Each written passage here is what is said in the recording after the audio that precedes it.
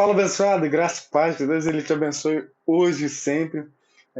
Eu sou o pastor Rafael Vieira, pastor adjunto da Igreja Batista Nova Aliança.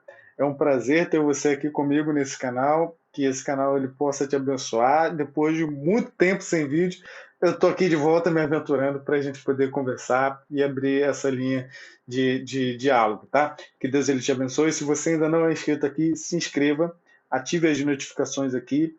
É, Esse vídeo aqui já tinha sido compartilhado lá no meu site, de forma privada para quem está inscrito. Você pode ir lá, é gratuito, não paga nada. Você pode acessar com a sua conta do Facebook. Lá tem muito conteúdo. E o intuito desse canal, daquele site, é transformar e conduzir essa mensagem de uma forma que seja muito agradável para quem esteja ouvindo, de uma forma gratuita, entregando conteúdo teológico, de uma forma mais estruturada.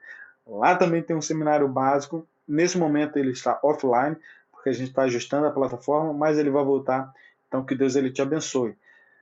Hoje a gente começa a série falando a respeito dos evangelhos, e aí a gente vai de uma forma muito objetiva, já é o terceiro vídeo que eu estou gravando. Misericórdia. De uma forma muito objetiva falar a respeito dos evangelhos. São 4 evangelhos: o evangelho de Mateus, Marcos, Lucas e João. 3 evangélicos são considerados evangelhos sinópticos, apontando uma sinopse das ações de Cristo. São Mateus, Marcos e Lucas. Por que esses evangelhos são considerados sinópticos? Porque, ao contrário de João, grande parte dos relatos que estão dentro desses 3 evangelhos, eles são complementares, eles estão entre eles, né, com distinções de detalhes, mas você pode encontrar grande parte desses relatos nos 3 livros, por isso eles são considerados sinópticos. Evangelho é uma palavra muito conhecida hoje, mas não era utilizada nos primeiros dias ou nos primeiros relatos lá dos evangelistas. Essa palavra ela é oriunda de uma palavra grega, e ela tem como significado boas novas ou boa notícia. A função dos evangelistas na época é a A função dos evangelistas na época era transmitir boas novas a respeito do que Jesus Cristo estava fazendo ou do que Jesus Cristo fez para o povo daquela época com a mensagem que nos alcançou. Eu vou tentar me divertir o máximo com esse livro, tá? Pausa que é absurda para esse relato. E há boas novas sobre o que Jesus Cristo fez. Cada evangelista ele tem um alvo muito específico e ele toma muito cuidado naquilo que ele está transmitindo para cada pessoa. Então, Mateus ele vai escrever para os judeus, Marcos ele escreve para os romanos, Lucas escreve para os gregos e João ele escreve para os cristãos no geral. Quando Mateus ele vai escrever para os judeus, ele toma cuidado com as necessidades culturais do povo judeu. Por isso que Mateus, diferente de Lucas, ele começa a sua genealogia trazendo Abraão e Davi, apontando o Messias que precisava descender de Abraão e de Davi para ter acesso e direito ao trono. Mateus é um livro dos evangelhos que mais faz menção ao Antigo Testamento, muito pela necessidade do seu ouvinte. Então, em diversos relatos de Mateus a respeito de Jesus Cristo, você vai ler lá, assim falou os profetas, ou assim foi dito anteriormente, muito trazendo essa questão do Antigo Testamento, porque era importante para o povo judeu. Já em Marcos é um livro mais objetivo, porque os romanos eles não queriam saber do que os profetas tinham dito a respeito de Jesus. Ele não queria saber da linha genealógica de Jesus, mas queria saber o que Jesus Cristo fez. E Marcos ele vai escrever para os romanos dizendo e descrevendo Jesus Cristo como servo. Então, qual serviço Jesus Cristo prestou para a sua geração, para a humanidade. Por isso que é um livro muito objetivo, entre os evangelhos o evangelho mais curto, muito voltado para a ação, muito voltado para a prática, porque era o que o romano prezava, o que esse cara está fazendo, o que ele fez, quais ações dele. Não tem muita volta, não tem muito rodeio. É um livro bem direto, bem objetivo. o Evangelho de Lucas, quando ele vai escrever para os gregos, Lucas ele escreve de uma forma muito rica, com muito detalhe, com uma linguagem muito peculiar, muito rica também, porque era uma necessidade do povo grego, um povo já muito alimentado por questões filosóficas, muito alimentado pela necessidade da compreensão de assuntos que grande parte da humanidade não estava olhando ainda com o mesmo detalhe, o mesmo zelo que o povo grego estava olhando. E quando Lucas ele escreve, ele toma cuidado para escrever com muita confiança e segurança. Tanto é que o Lucas ele vai nos dar um relato de que outras pessoas já tinham tentado descrever as ações de Cristo. E por isso ele começa agora a escrever a fim de dar confiança e segurança para o seu ouvinte sobre o que realmente Jesus Cristo fez. E isso é importante para nós porque nos faz compreender que existiam outros relatos, outros autores, outras pessoas escrevendo as boas notícias, aquilo que Jesus Cristo fez dentro da sua época. São 4 evangelhos, e existe um outro livro do Novo Testamento que é considerado como o quinto evangelho, que é o livro de Hebreus. Por quê? Porque esses 4 evangelhos eles narram as ações de Cristo para o seu tempo que Jesus Cristo fez em nosso meio. E alguns teólogos entendem que o livro de Hebreus narra o que Jesus Cristo continuou fazendo nas regiões celestiais. Por isso ele é considerado o quinto evangelho do Novo Testamento. Por isso que Hebreus é considerado dessa forma. E existiu um livro que era mais conhecido do que os 4 evangelhos que nós conhecemos hoje no povo da Síria, que é o Diatseron. Esse conteúdo você encontra lá no meu site de forma gratuita. É só você clicar aqui na descrição e que Deus ele te abençoe, tá? Esse Diatseron era um evangelho mais popular lá na Síria do que os 4 evangelhos que nós conhecemos.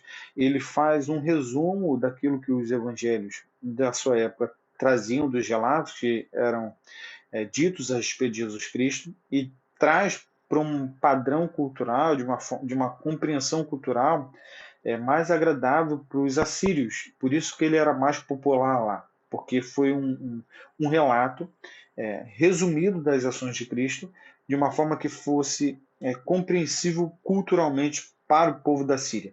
E isso nos faz compreender que a forma como nós transmitimos as ações de Cristo precisa levar em consideração o meu ouvinte, o padrão cultural do meu ouvinte, o que o meu ouvinte quer saber, como ele quer saber, qual é a melhor forma de eu veicular a informação para chegar no meu ouvinte.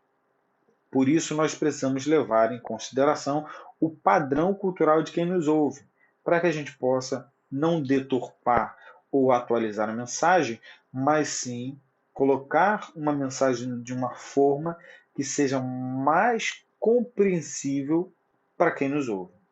A gente vai perceber que a mensagem do reino de Cristo ela é confrontadora. Por isso que lá em Marcos 10, quando Marcos ele relata a passagem a respeito que os mestres fariseus eles perguntam para Cristo se era lícito o divórcio, e aí Jesus ele vai falar, Moisés ele permitiu por conta da dureza do seu coração, mas desde o início não é assim. Deus ele fez para que não houvesse dissolução do casamento. E isso daí é uma fala direta contra a política governamental daquela época.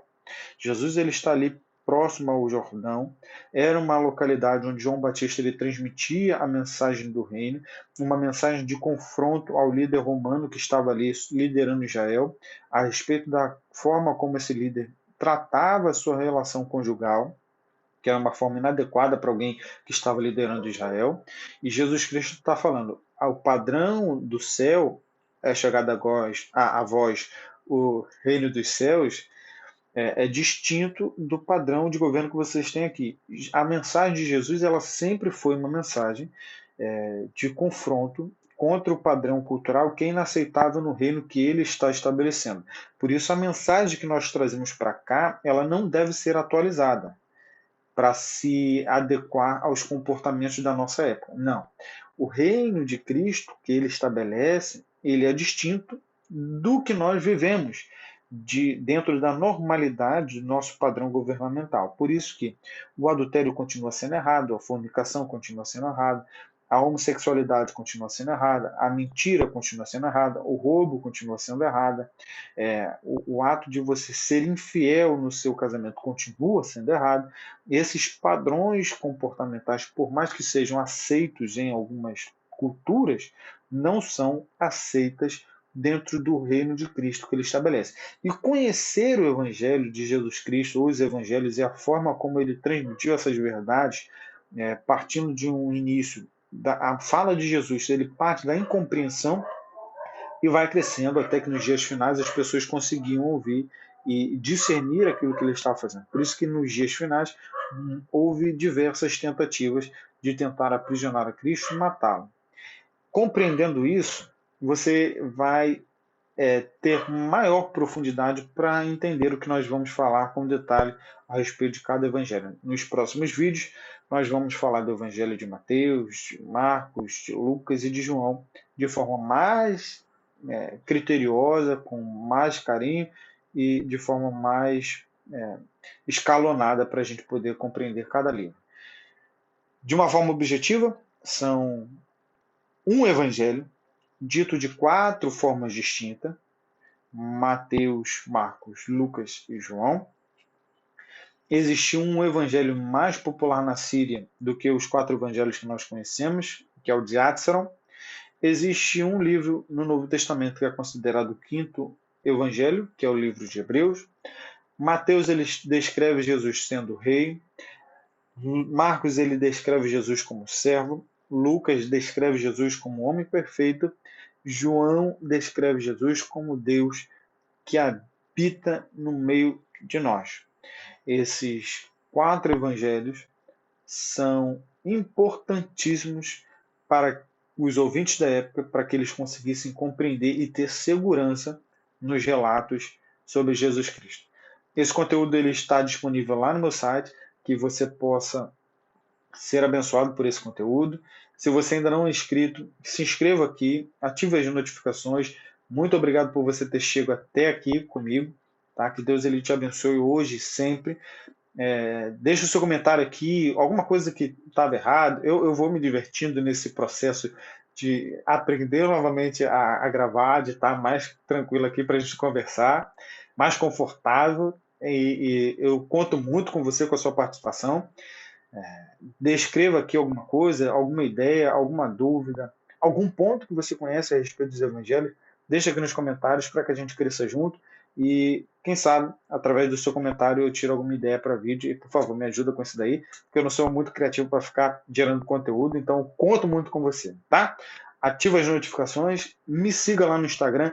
Eu compartilho rotineiramente muito conteúdo a respeito da teologia, conteúdo que eu adquiro através da leitura semanal. Então, eu acabo compartilhando lá. Então, se inscreva, vá lá, clica aqui embaixo, tá na descrição o link, se inscreva lá, ative as notificações e que esses canais eles possam te abençoar, tá? Que Deus ele te abençoe hoje e sempre. Vive em santidade. E se essa informação foi importante para você, anota aí no seu coração. Que Deus te abençoe hoje e sempre.